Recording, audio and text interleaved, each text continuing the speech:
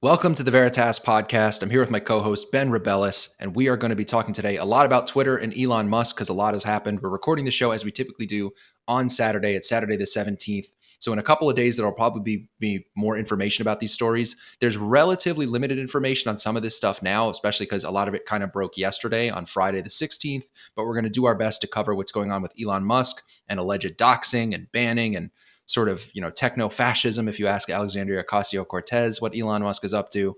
And Matt Taibbi also released the sixth installment of the Twitter files, and what, as far as I'm concerned, seemed to be perhaps the juiciest of all the Twitter files to date, at least the most actionable. But we're going to start by talking about what's been going on with Elon Musk on Twitter.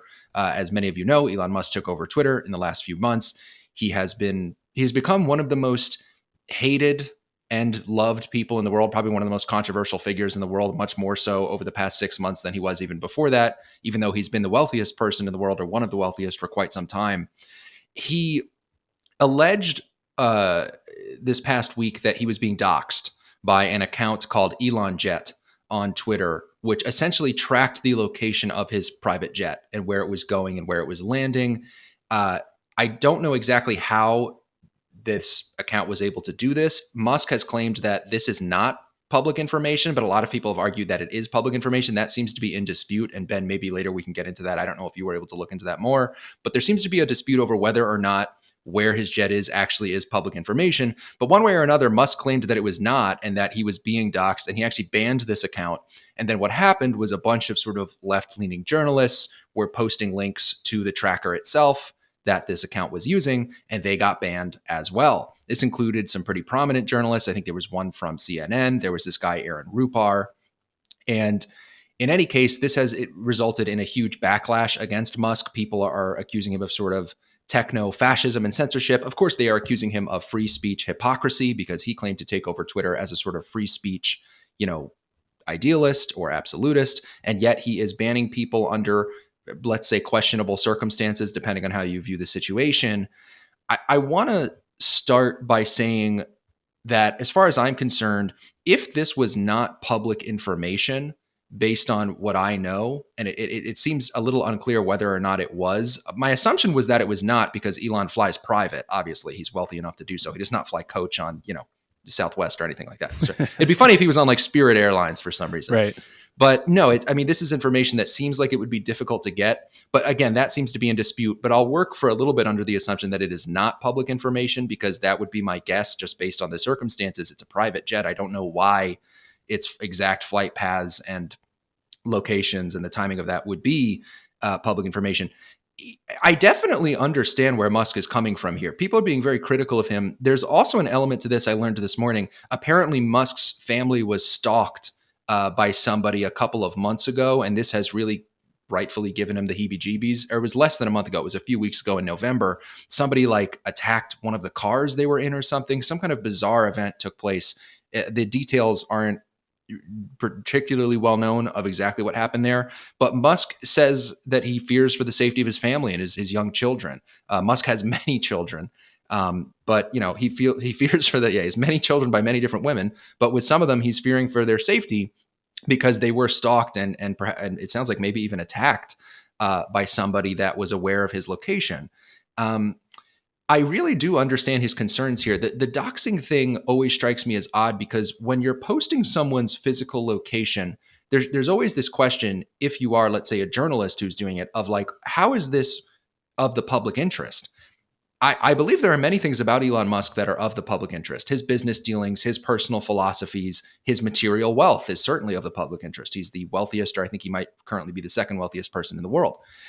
I don't really know why his physical location would be of the public interest. And I really do find that there is something implicitly threatening at best about posting someone's physical location with any level of specificity and timeliness without really justifying it in any particular way. And I don't know if this Elon Jet account that has since been suspended had any purpose other than giving Elon Musk the heebie-jeebies and making him feel unsafe. I frankly find that the only motivation I can think of to post the location of one of the most hated people on planet Earth in real time is to say, do something bad. It's to say, do something bad with this information. I don't know. And again, that's not I'm not claiming that that's what this account was explicitly stating, because it didn't. It wasn't called "Go find Elon Musk and hurt his family." That's not what it was called. But that seems to be the implicit threat here. And Ben, I'd love to have you jump in, because I, right off the bat, was very sympathetic to Musk in this situation, just based on not really understanding, even if there's nothing explicitly threatening, not understanding how this could be read in any way other than as being implicitly threatening. This posting of people's real-time location is a kind of bizarre activity to try and defend. And I haven't heard a really solid defense of why it's in the public interest to be posting this information. So I think the clearer case here is we look at someone like Justice Kavanaugh's house or his address being put online. He's a public figure, yes, but he has a private life. Like, he goes to the court and then he comes home, and there's no reason for people to know about his home. And I think the implicit threat of violence that comes out of sharing his address is clear in that case. With Musk, it's a little different. I tried to do some digging to determine whether this was public information.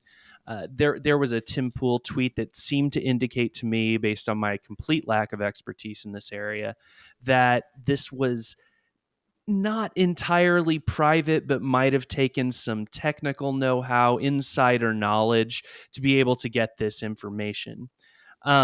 So I'm still not 100% how much this is doxing in this case. And doxing, this term has gotten kind of nebulous, right?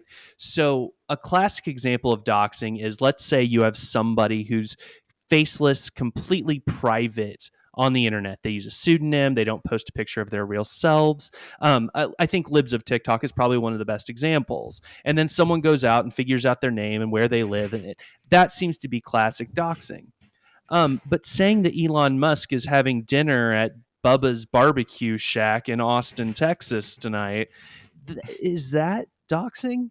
I mean, if so, isn't that what paparazzi have been doing for decades? Now, admittedly, now we can do it in real time. The paparazzi doesn't have to wait for the film to be developed and for the glossy magazine to come out. But I wouldn't call what paparazzi do doxing. So I think it does come down to, and you mentioned this, what things are of public interest and what things aren't. I don't know. If Elon Musk goes to Miami to meet with the mayor there about moving Twitter HQ there, that seems to be something of public interest. But if Elon Musk goes to Miami to visit family and friends, maybe that's not. So I think that distinction is really hard to make. The distinction the law has made, at least in the context of defamation, is between public figures and non-public figures. But you're right. There are aspects of public figures' lives that are not necessarily interesting or shouldn't be interesting to anybody, and probably shouldn't be shared. So when it comes to the context of public figures, I think it is a really difficult question of what constitutes doxing for them. Yeah, it's a high stakes question, because what you run the risk of is, if you are tracking someone's location in real time, something really bad can happen, particularly when you're talking about people that have made a lot of enemies. And I don't know if there's anyone on planet Earth right now that has more enemies than Elon Musk. He's probably top 5 for that category. I mean, I guess it is really interesting what you're getting into about, like, yeah, there's some public interest if somebody's going to have a business meeting, but then they'd probably be in like a highly secure building. Like if Elon Musk was going to YouTube headquarters because he wanted to acquire YouTube, not saying that's something I'd like him to do necessarily, but if he were to do it, he would have to go to YouTube headquarters and he'd be in this building. But then, like, if he's walking down the street, he's in his most vulnerable state. I'm sure he has maybe some security that are tailing him when he does occasionally walk the streets of us normal plebs who are not worth tens of billions of dollars. But he's relatively vulnerable, he and his family, in that situation. There was at least one situation I recall where Ben Shapiro was caught up in the street by Nick Fuentes, who started to, Nick Fuentes didn't physically do anything to him, but he was like yelling at him, jawing at him, and sort of taunting him in the street. And that used to be Michael Moore's shtick, right? Yeah. That used to be Michael Moore's whole thing. It's very paparazzi-esque. And I'm someone who's always been very critical of paparazzi. I mean, I think they are vultures, and, obviously, I mean, it's not, I'm not going out on a limb by saying I don't like paparazzi. They're not considered the most, valuable people in our society by anyone, really. But I don't know. I think there should generally be protections. This is a big free speech question, right? Because it's not illegal, especially to use public information to say where someone is at any given time. But again, there is something implicitly threatening about it, Yep. particularly when it is an individual who has made many enemies. So I do understand where Musk is coming from. It sounds like we don't have a solid answer to private versus public information in this case yet. It sounds like it's being kind of disputed on both sides. And so I'm not going to kind of declare it one way or the other. But I particularly have a hard time sympathizing with people who are, there's something particularly obnoxious about posting this information with no other context. Again, it does just sort of seem like you're putting it out there to be like, hey, do something bad. Like, Right. do something bad with this. Like, I don't know what, I just want to hear from these people. Why else because it's not specific to any particular scenario. Elon Musk isn't necessarily going to have these important meetings that are of the public interest. There was this real-time tracker that told you here's where he's flying to at any given time. And I guess I don't know the level of specificity, because if you just say like the state or city that he's in, it's not necessarily all that specific. So I guess it's not that dangerous. But if there's a high level of specificity in terms of exactly where, I mean, if they basically got a GPS tracker on Elon Musk and they're telling you where he is, that's really dangerous. I know that's unlikely to be the case. I don't think there is a Hmm. GPS tracker on Elon Musk. But I am sympathetic to him, and yet the part of this story that I do want to get into now, because we'd be remiss not to, is the hypocrisy angle. I do understand that Musk came in as the CEO of Twitter saying, I'm going to be a free speech CEO. And this doesn't seem super free speechy, especially because, as I understand it, some of the people he banned were allegedly not posting links directly to this tracker. They were simply talking about the cases of him banning. So there's a weird, and again, I don't know the details of that because these accounts have been banned. I can't find all of the tweets. They're still banned at this point. These are temporary suspensions that last for 7 days. We're not at the point where they've been reinstated yet. So it sounds like he may have been banning people for almost no reason at all, basically because they were being critical of his actions in this case. And that's completely unacceptable. And I think it obviously surrenders the moral high ground that Elon was on when it comes to free speech. Ben, what do you think? Um, so here's what I think is the problem, and it's the problem that's illuminated by the Twitter files. If Elon rewrote the terms of service to say, Twitter will decide who stays and who goes, this is by fiat, this is my fucking house, and I decide who comes in, I wouldn't have any problem with that.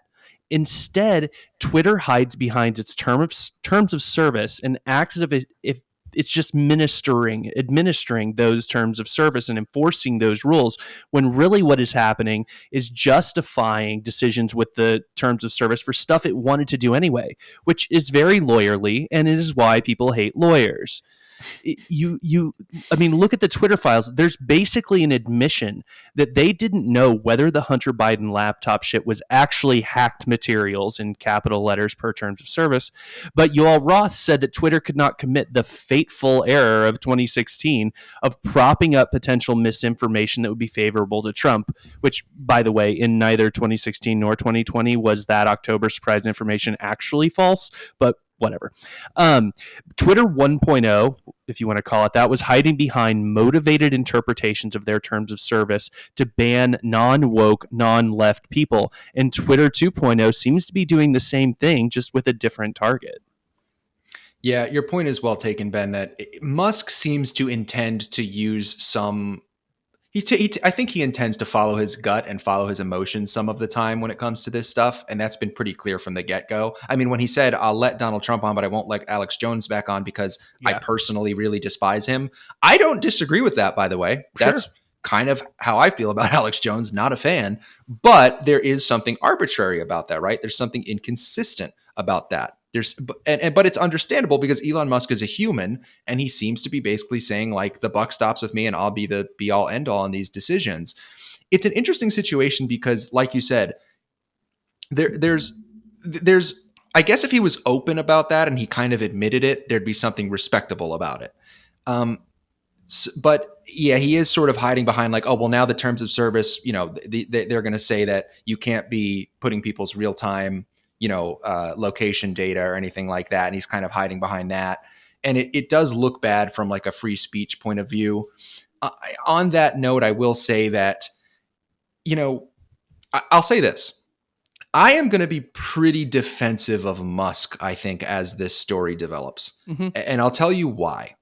although I will acknowledge on the show that Musk is acting at times somewhat erratically and inconsistently, and he has said some dumb stuff. I still remember when Musk accused one of the divers who saved those like Indonesian Oh yeah, Boy I remember that Scouts. story. He Yeah. called one of them a pedophile, which for no particular reason, by the way. And I don't know if that ever got uncovered why he called him that, or if it was just a weird insult. And Musk has Asperger's. Sometimes I guess he just says things that are kind of odd. And that seemed to be one of his oddest public statements, was randomly calling someone a pedophile for no particular reason. Yeah.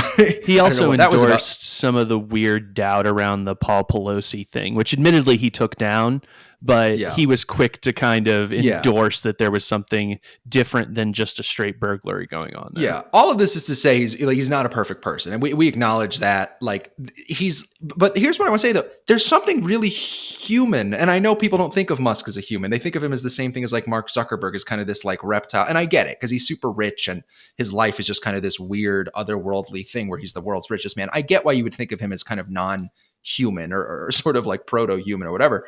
But there's something really human about the idea that like there's a guy who's in charge and he's making mistakes, and at least it's motivated by his gut, by like something that has a connection.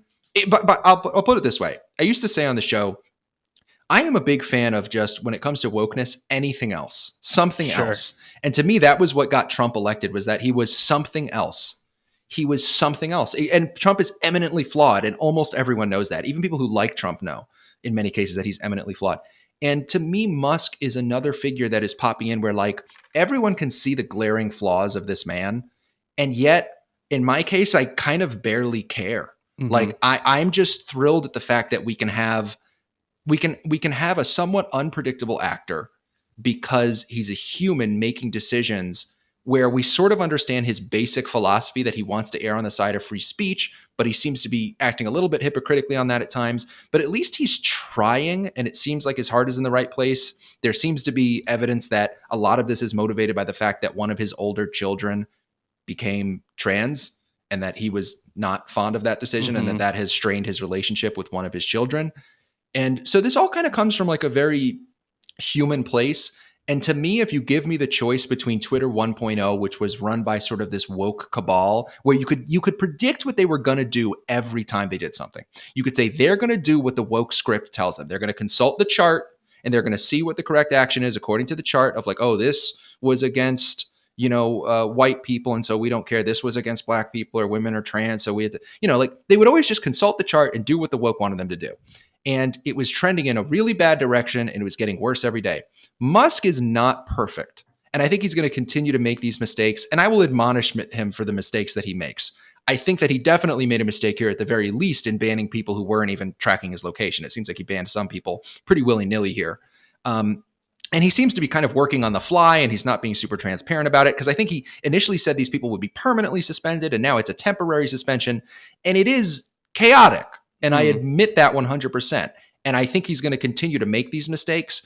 But I would just rather be doing this kind of experimental, here's a sort of technocrat billionaire despot thing. I'll take it. Like, honestly, just compared to what we had, I will take this. I'm going to be defensive of Musk because it's not even close. I would by a large margin rather be dealing with this unpredictable guy who's kind of weird and seems to have these hangups with certain things, whether it's tracking his location or whatever, calling divers who save children's lives pedophiles for no reason. Like, I would rather deal with this than the alternative. And I guess I never completely felt that way about Trump, but I did understand it on like a basic level. I always said that the people that I understand who vote for Trump will always be the people who vote for him in spite of his flaws, because he is an alternative to the sort of woke cabal that just seems to be in control of everything and always and never lets up and is so hard to displace unless you have a sort of miracle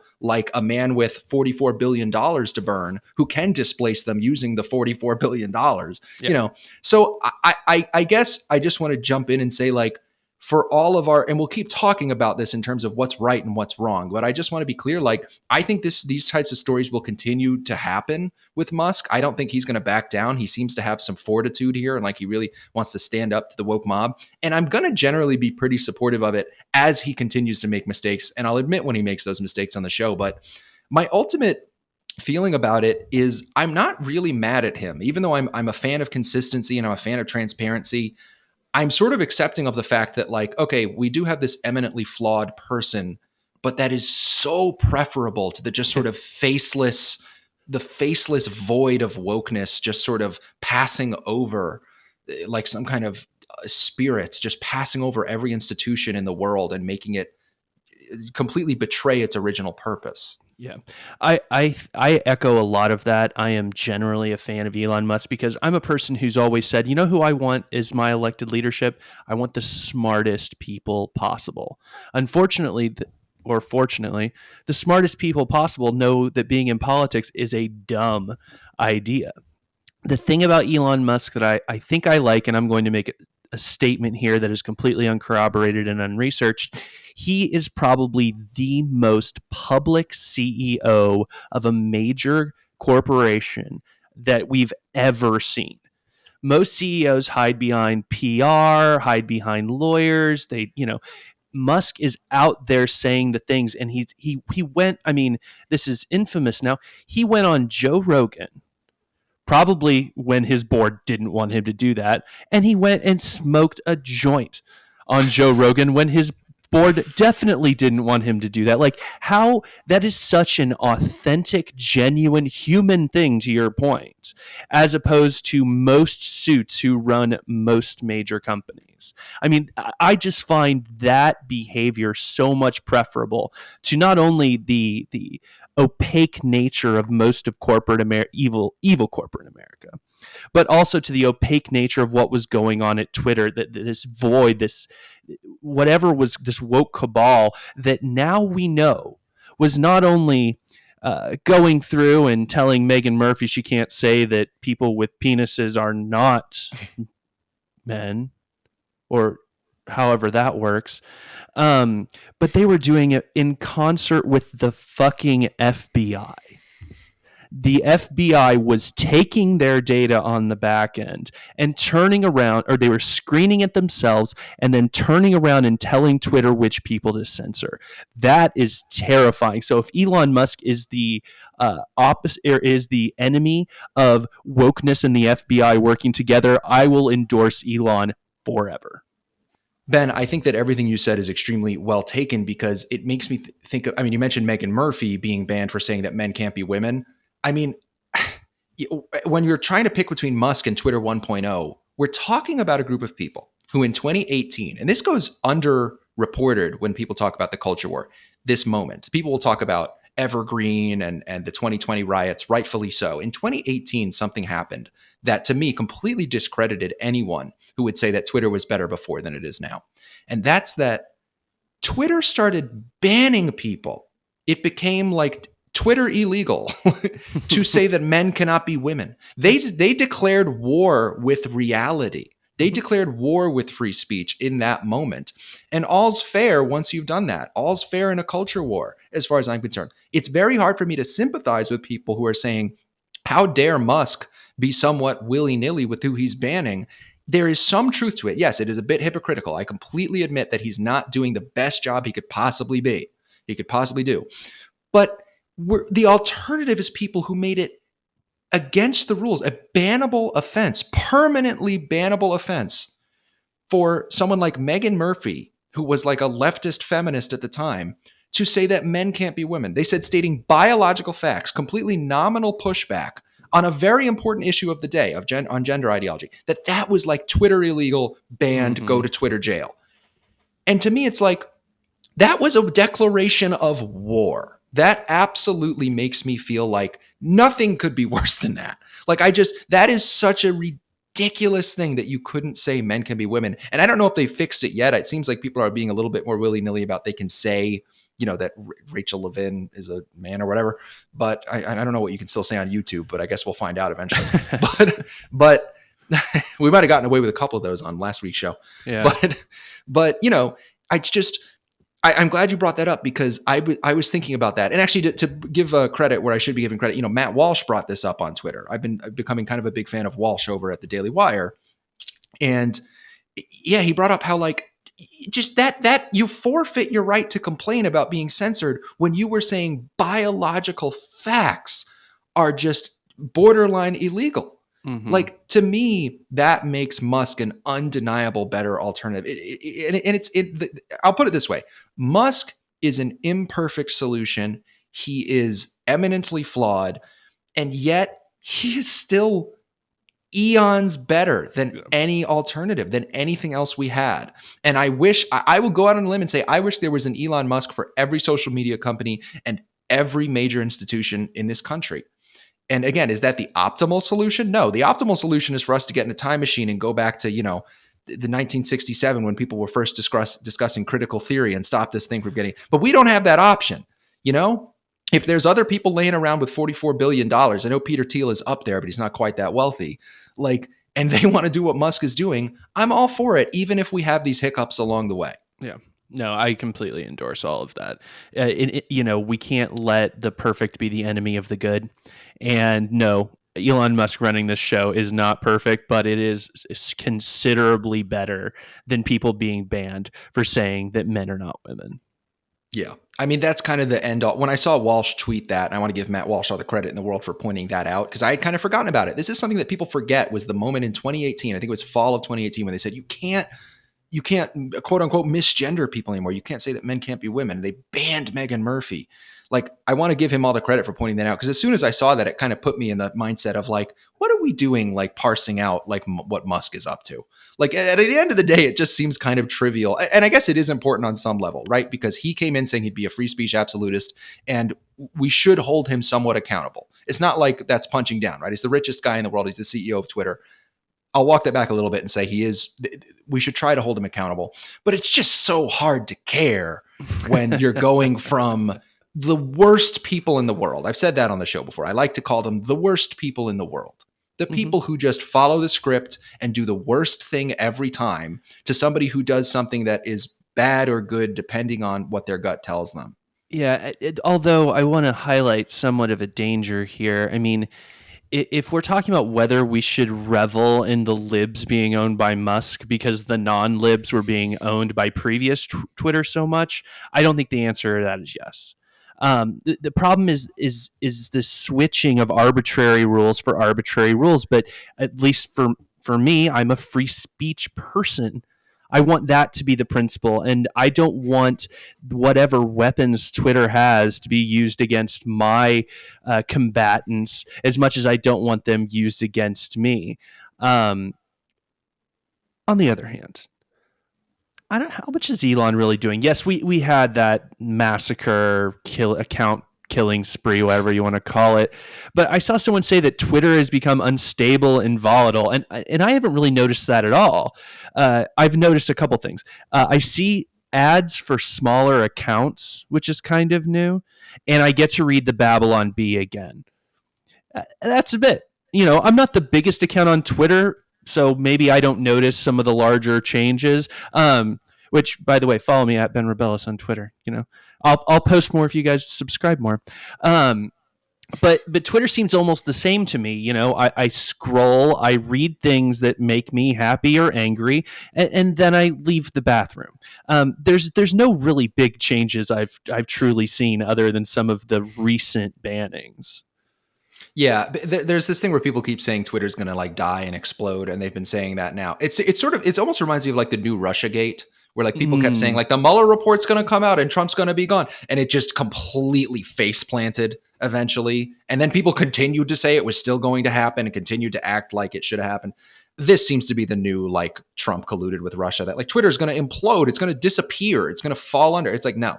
I could see the Musk Twitter thing going a lot of different ways. I'll go out on a limb and say I don't think Twitter is going to cease to exist because he mismanages it so badly. Not that I would hate that. If Twitter just imploded, it wouldn't even be that bad of a thing, right?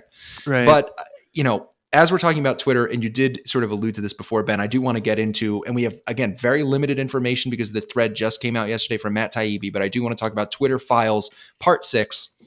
We haven't talked about the Twitter Files a ton on the show just because of the timing of the shows. I try to talk about stuff that happened in the last like 2 or 3 days.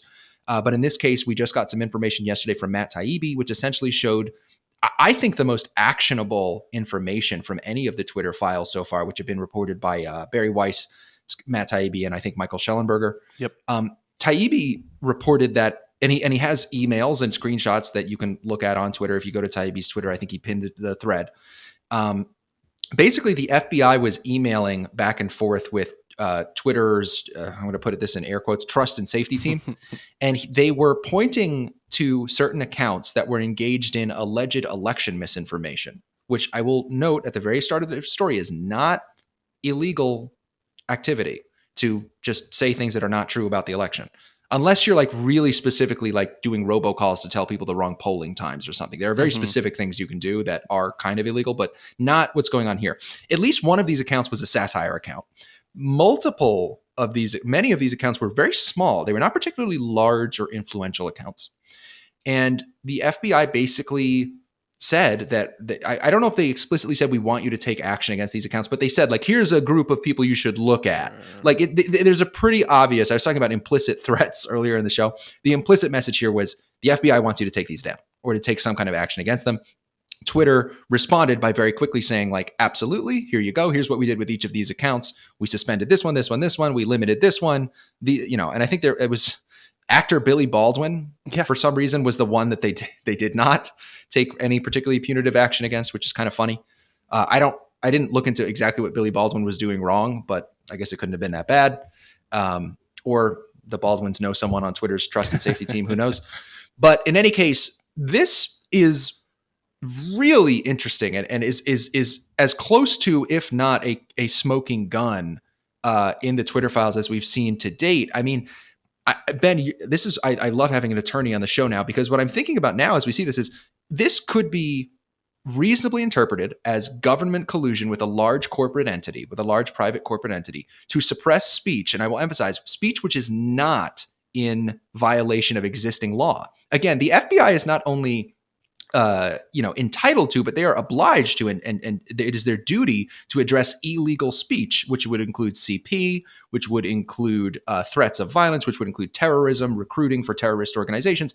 This is all well within the FBI's purview, and I'm sure that they sometimes work with social media companies on these things. This was alleged election misinformation leading up to the 2020 election, which is not illegal. It may be unethical, it may be wrong. Some of these accounts may be shitty people that I wouldn't particularly like if I knew exactly what they were up to, but at least one of them seemed to be satire, and they weren't particularly influential accounts, at least some of them. So this looks like government collusion, because people always say whenever there's an alleged free speech violation that they always say like, oh, it's only against free speech if the government's involved. Well, this is the FBI. The first word in the FBI acronym is federal. That's right. So if you know the acronym for FBI, you know that this is definitely an arm of the federal government. It is our national police, basically. And they went to a social media institution saying like, hey, why don't you take a look at these guys? And they immediately banned several of them for, again, speech which was not illegal. And so I guess I want to throw it over to you, Ben, because, again, you're an attorney and it's really helpful to have you in these situations. What action, if any, can be taken based off of this information? Like, does somebody have standing? Does one of these people who got banned have standing against the government for a First Amendment violation? Who addresses this, and how, if it can be addressed? Yeah, that is actually the most interesting question. And I concur with you that this volume of the Twitter files was probably the most interesting. It certainly was to me. If I hear about a social media company and the FBI working together, my libertarian bits get all tingly and I start paying attention. I think the characterization, it is disingenuous to make any argument that this is anything other than the FBI telling people who to ban. Yes, it was like, hey, these are people who are pointing out you're violating your terms of service. Where in the fuck does the FBI get off helping Twitter police Twitter for Twitter's sake? I mean, these messages had a very, this is a nice store, hate for anything to happen to it type of vibe. and who's going to ignore the FBI when they come calling? I think there are true First Amendment implications here. I'll caveat this. This is not my area of expertise. I am not a constitutional lawyer. I work primarily in criminal law, although criminal law does run into the First Amendment in various ways, so I'm not completely ignorant here. But the government telling a private company to censor speech is obviously problematic and probably illegal. If you think about it in so the Fourth Amendment context for searches and seizures, right? So if your neighbor breaks into your house completely unprovoked, just decides to do it and finds an illegal marijuana grow operation and reports that to the police, there's no Fourth Amendment violation. Your neighbor is a private actor. He's not regulated by the Fourth Amendment. But if a police officer paid your neighbor to go into your house and find that illegal grow operation, then that is a Fourth Amendment violation. If Twitter is acting as a state actor is the term, then there are big potential First Amendment implications. Now, I don't know. I'm not knowledgeable enough to know what that lawsuit looks like. And I think the remedy question is really interesting. Like, how much money that should someone with 5 followers get if their account was banned?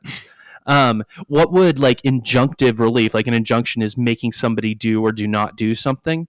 What does injunctive relief look like here? Because are the FBI and Twitter not supposed to talk? Because there is a totally legitimate reason for the Twitter and the government to be in cooperation.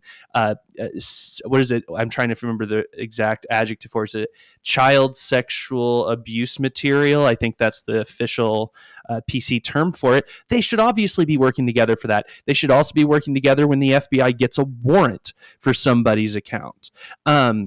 But this is nothing like that. I think Matt Taibbi, who I think I've mentioned his name many times on the show, I'm a huge fan of. Everyone should read his book, Hate Inc. But Matt Taibbi described it as a master canine relationship, and I don't think it's that off the mark very much at all. So for all of the idiots who have talked about the First Amendment before the Twitter files dropped yesterday, I think we really are in some constitutional territory, and I don't know what that lawsuit looks like, but it is not good for Twitter, and hopefully they're not going to continue this behavior in the future, but it definitely doesn't look good for the federal government. Yeah, and yet we don't see a lot of coverage of this in mainstream media. It's kind of crazy that even up to this point, I mean, people have been calling the Twitter files nothing burgers because, I guess, to play devil's advocate, the Twitter files that have been released up until this point, they contained valuable information, but they did not include anything that showed that the government was colluding with Twitter to censor legal speech. They basically confirmed things like, yes, people were getting shadow banned, and that Vijaya Gaya, I do apologize if I'm mispronouncing her name, I can't remember how to pronounce it, but the old PR lady who got fired by Elon Musk at Twitter, Vijaya Gaya, something like that, she basically said they were not shadow banning people on Joe Rogan, and it turns out they were. She just lied, and they just kept lying about that. So that was confirmed. And they also showed that the Biden campaign, which again, to be fair, which was not in power at the time, they were a campaign, they were not in administration, had worked with Twitter to take down certain materials related to the Hunter Biden laptop, which I think included some nude photos of Hunter Biden, which again is pornographic material, although Twitter actually does allow porn. But I guess it's not, the Hunter is not a porn star, at least not yet. But who knows? What his intentions are. But he's had a strange career arc going through. Who knows where it goes next? Who knows?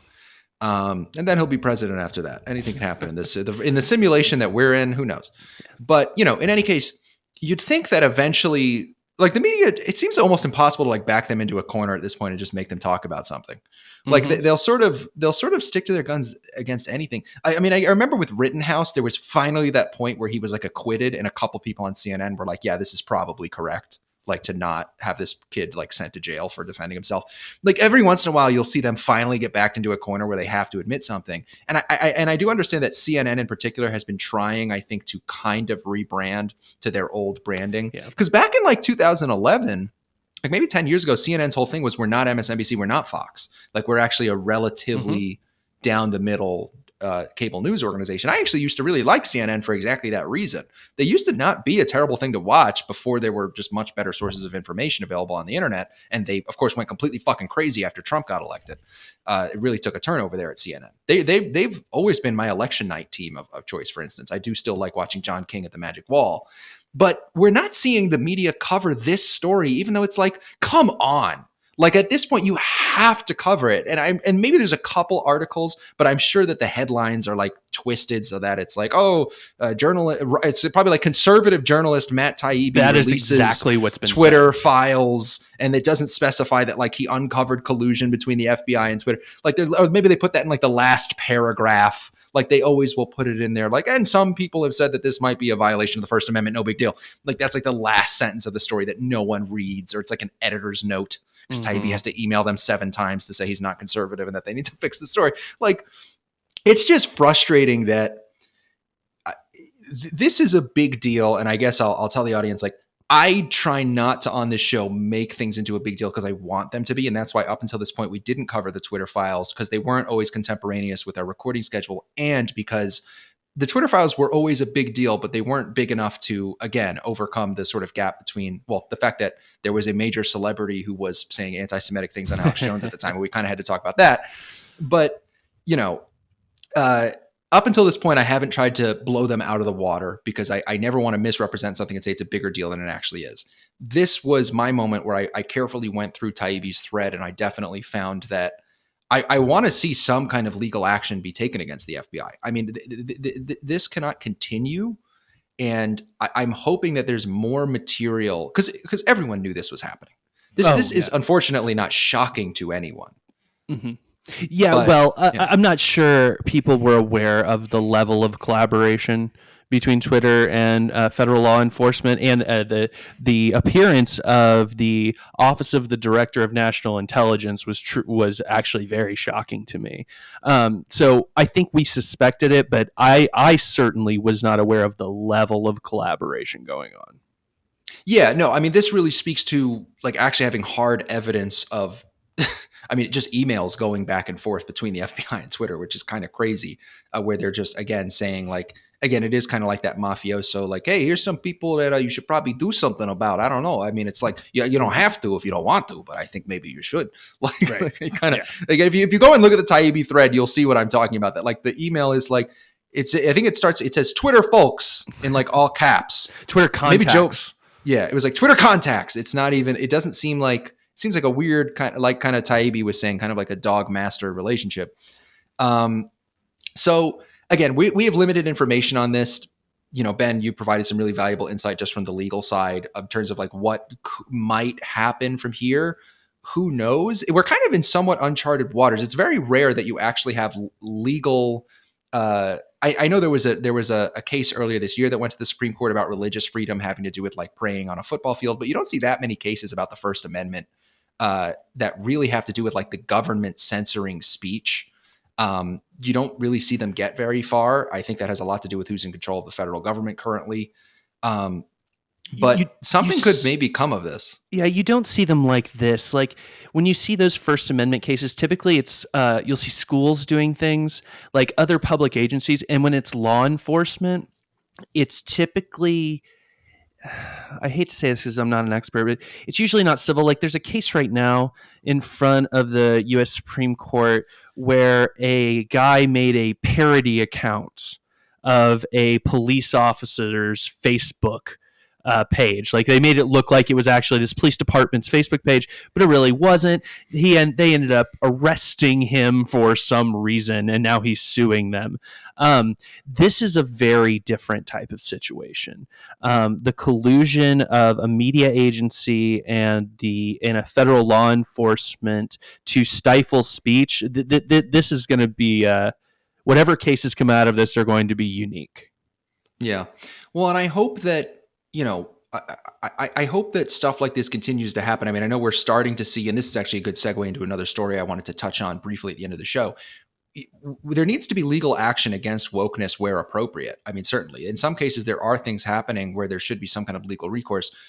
case in point, there's this area in the First Amendment with the free speech, but there's also the stuff going on with the medicalization of children because of gender ideology, where children are being given surgeries and hormone treatments that are effing up their lives. I mean, these children's lives are getting severely messed up. And I think her name is Chloe. I apologize, I forget her name. There's at least one young woman who is a detransitioner who has filed some kind of suit that looks like it could be a landmark case if it were to go up. I apologize, I forget her name. She's been all over Twitter. I know that she's been interviewed by Daily Wire, I think, and a couple other people. I do apologize that I forget her name, but there's a woman, a young woman who I think is just 18 years old, who's been saying, she had a mastectomy and she wants some kind of legal recourse.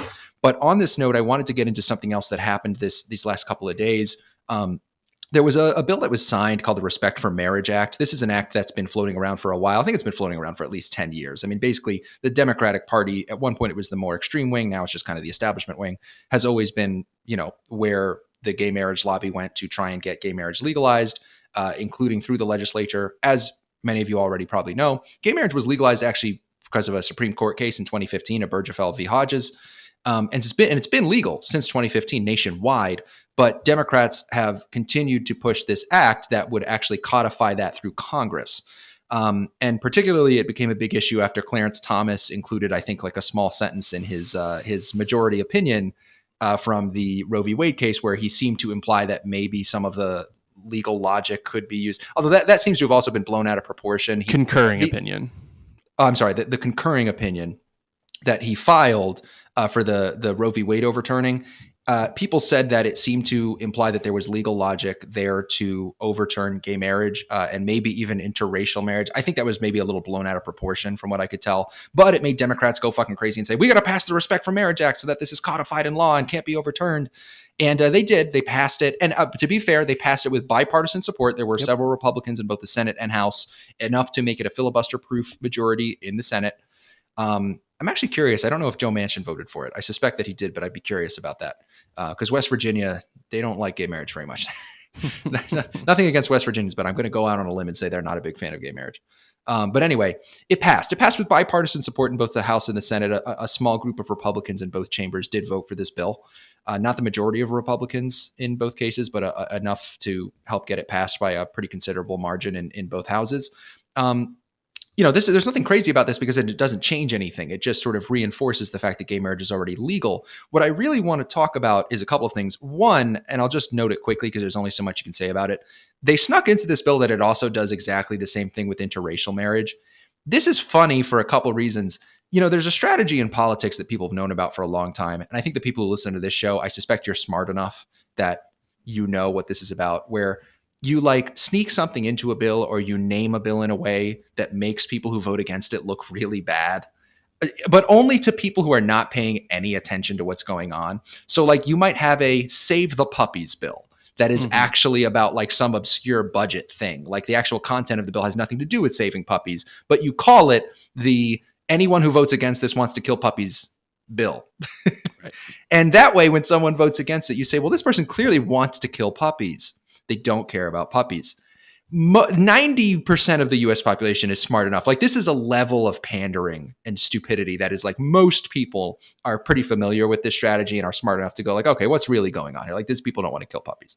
But in a very polarized environment, there are people who will say those people actually want to kill puppies. Case in point, there are people saying that the Republicans who voted against the Respect for Marriage Act were against interracial marriage. And the reason is because they actually included interracial marriage as one of the protected forms of marriage in this bill. It was snuck in this year. In the past, it was always about gay marriage, but they snuck it in this year so that they could make it look like Republicans don't support interracial marriage, which is significantly more controversial than saying you're against gay marriage. I just wanted to point that out because it's so fucking cynical. It is so fucking cynical. It is so stupid.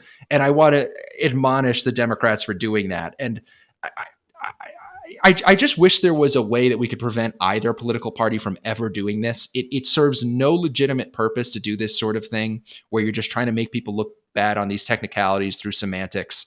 It is so annoying. But there's really nothing you can do. You can't tell a congressman what to name their bill at the end of the day. I mean, there's probably, I don't know if you can put curse words in there or racial slurs. Maybe there are some moderation of that. I don't know. But it's so annoying. And in this case, it particularly seems just so cynical.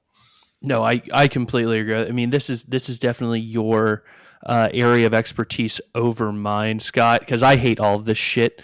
I hate all of this political nonsense because all of the all of this is for the possibility of running a campaign ad of saying that the other guy voted against whatever, saving puppies from fires, when that didn't have anything to do with it. I just can't even listen to all those things because I know that if I go into the text of that bill and I find it, I'm going to know exactly why that guy voted against it. It's not going to be hard to figure out, but it's all just pandering and for political ads, and it makes me queasy. It's pretty awful. There's not a whole lot more to be said about it. The other thing that I wanted to talk about, though, again, the actual legal implications of this are not particularly big. It just reinforces existing law via the SCOTUS. The thing that's really notable is what Biden said after the bill was passed, though. He had a kind of victory speech, as you would typically give after signing a major piece of legislation. There's nothing weird about him giving the speech. Is the content of the speech that was so disconcerting. And I do want to take a moment on today's show to say, Biden's a woke president. I'm tired of hearing people say that Biden is like a moderate president or he's an establishment president. He is at best a mouthpiece of and an enabler of the woke orthodoxy. And the signing of this bill and the speech he gave after that was him making that very clear to anyone who still has any illusions. I want to disabuse people of the narrative that Biden is a moderate Democrat president, which is what he ran as in 2019 and 2020 when he was running for president and what he said he would be up until he actually was elected. He said in his speech that, like, if you're against the affirming care for these kids, that you're also enabling. It's not just about transphobia; it's about homophobia and racism and misogyny. And it's funny because if I stutter over it, it actually sounds more like Biden. But so if I paraphrase, it sounds even more like him. But he said that, and Wesley Yang pointed out on Twitter. Wesley Yang's a great Twitter follow, by the way. Yes, Wesley Yang pointed out this is the unity of oppression narrative that comes from the intersectional sort of academic bedrock of wokeness that is like at the core of the ideology. And he just completely spouted it in the middle of his speech uncritically. And by the way, it's a ridiculous statement that if you are acting, let's give them the benefit of the doubt and say, okay, maybe there is something. Again, this is not true. This is not what I believe, but I'm just for the sake of the conversation. It's like if you were to do something quote unquote transphobic by like being against gender affirming kids, the fact that that's somehow also racist, that it's somehow misogynist, that's out of the twilight zone. That's a crazy fucking thing to believe. It comes from this quack intersectional academic bedrock of wokeness. And yet Biden is up there spouting it. Biden, the supposedly moderate Democratic president, he also, of course, did, and I think Obama might have done this a couple times to be fair, he like lit up the White House in rainbow colors. Of course, there's the tiny US flag at the top, and then the whole fucking White House is the gay flag, which like kind of shows you where his priorities are. And then he also was giving this speech, inviting people to the White House. This is kind of old news, but he had Dylan Mulvaney, who's just the most obnoxious person ever at the White House, who is a trans woman, if you will, who had the pleasure of interviewing the president. This person who is like one of the most obnoxious, stereotypical trans people in the world. Just look up Dylan Mulvaney's videos. I really can't do it justice. You got to look him up, and you'll see that he is like the last person you would want representing this group at the White House. And yet he had the pleasure of interviewing the president and asking him, which by the way is a huge, huge thing. Like only the highest levels of journalists are supposed to be able to do that. He interviews the president and says, do you support a quote unquote gender affirming care for trans youth? To which Biden says, yes, absolutely 100%.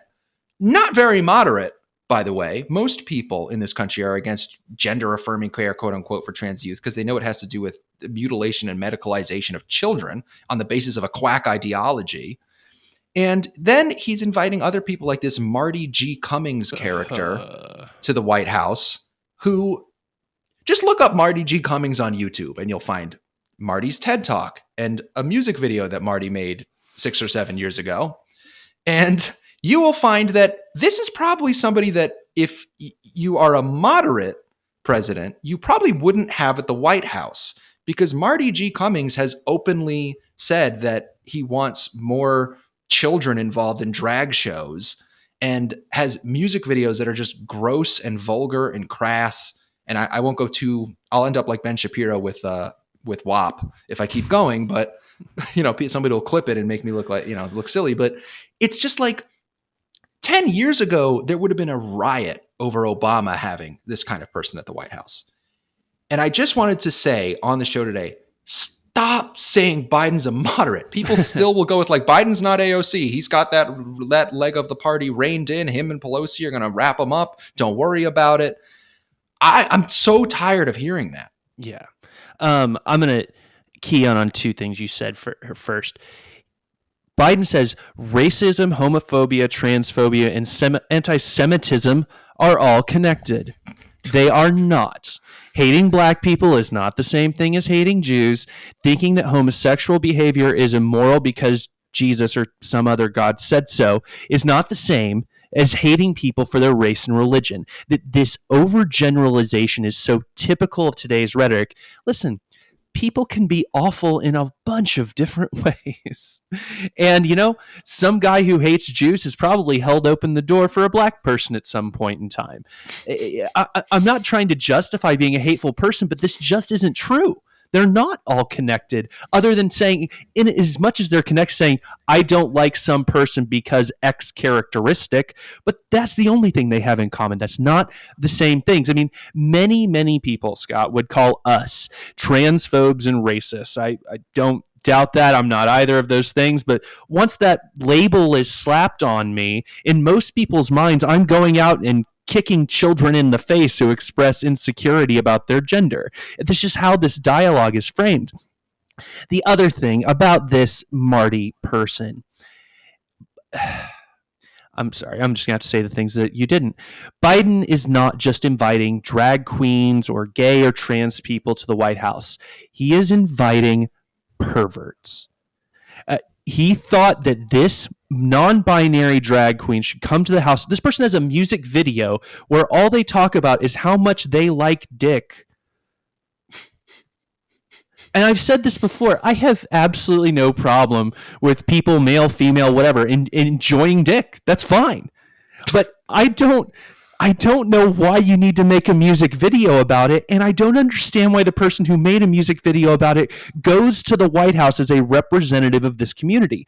I think we've talked about this on this show before. Is this really who the trans community wants standing up for them? Really?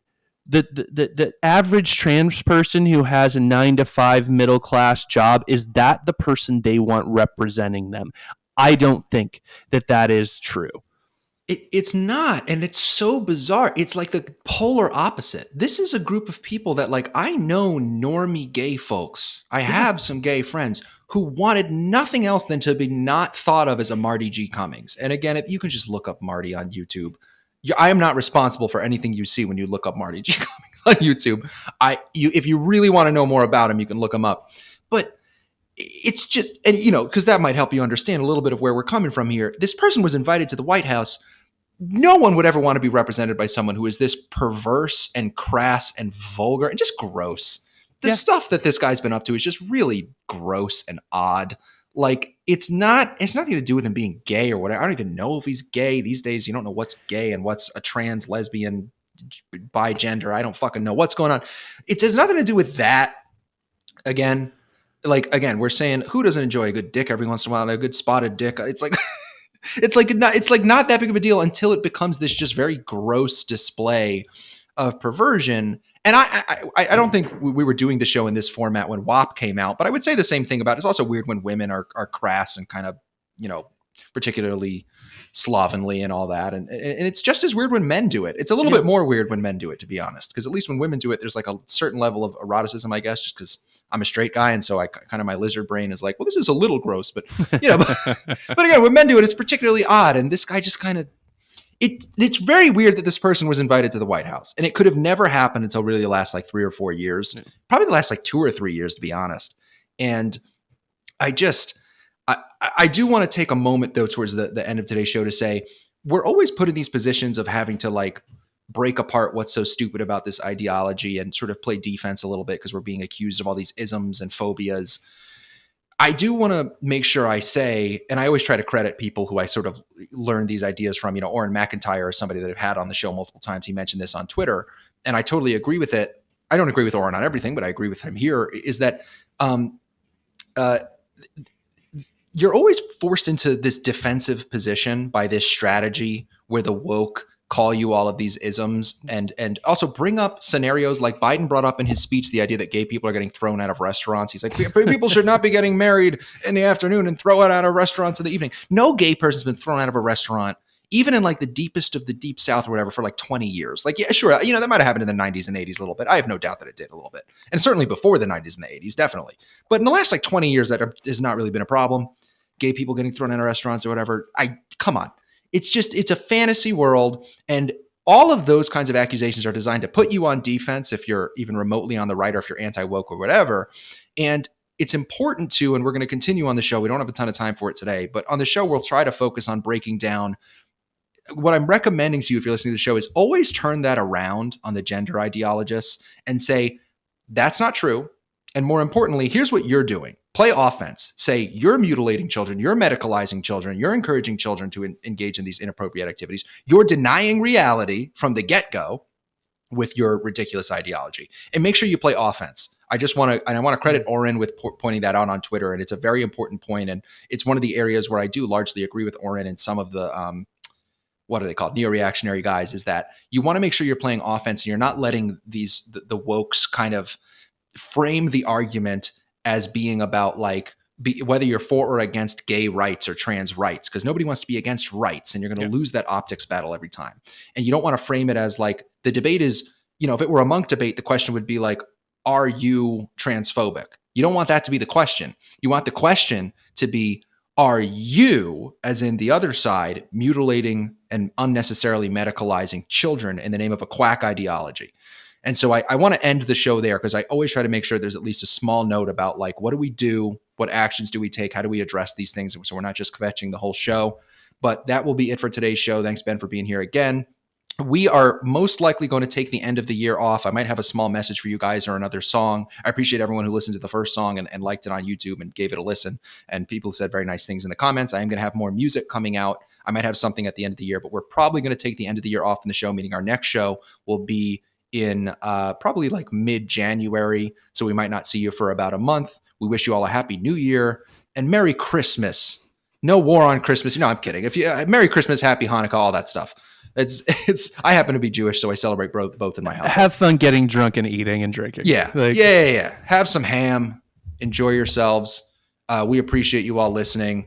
And in lieu of the iTunes 5-star like, comment, subscribe, do follow us on Twitter. Ben, I think you're B Rebellis. Yep. With 2 L's. I'm at Scott_Veritas. Do follow us on Twitter. And we appreciate you. We'll see you next time, probably next year, on the Veritas Podcast.